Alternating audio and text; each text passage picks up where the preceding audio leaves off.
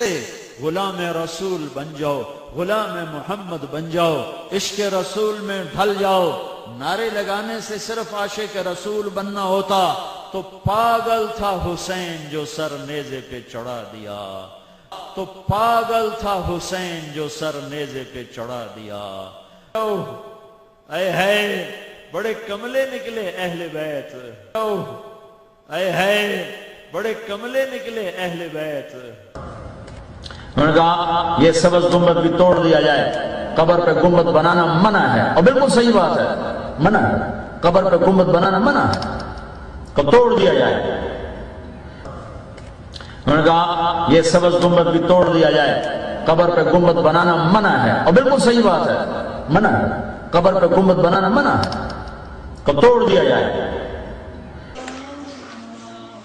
یہ مجھے یوں لگتا ہے جیسے اللہ زمین پر اتر آیا ہو اور ایک ایک کے کندھے پکڑ کے کہہ رہا ہو کیا کر رہے ہو، کیا کر رہے ہو یار۔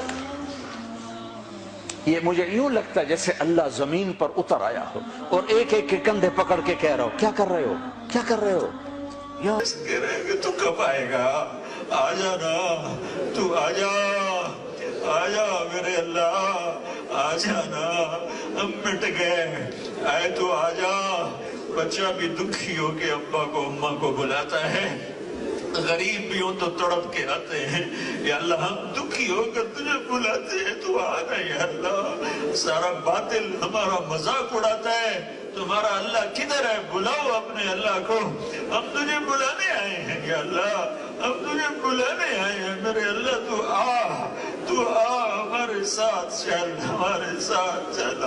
قبر میں کون اتارے کہ میرے اہل بیت مجھے قبر میں اتارے؟ پھر پوچھا یا رسول اللہ آپ کا جنازہ کون پڑے گا؟ تو اس پر آپ رونے لگے اور صحابہ بھی رونے لگے۔ ہمارے نبی کا جنازہ ایسے نہیں ہوا جیسے ہمارے ہوتے ہیں، ایک امام پیچھے مقتدی، کیسے ہوا ابھی بتا رہا ہوں۔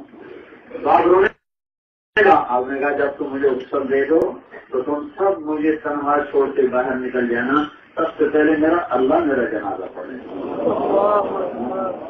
اللہ سے شروع تو تم سب مجھے تنہا چھوڑ کے باہر نکل جانا، سب سے پہلے میرا اللہ میرا جنازہ پڑھے، اللہ سے شروع۔ اس کے بعد جبریل و میکائیل و اسرافیل اور ملک الموت اور عرش کے فرشتے میرا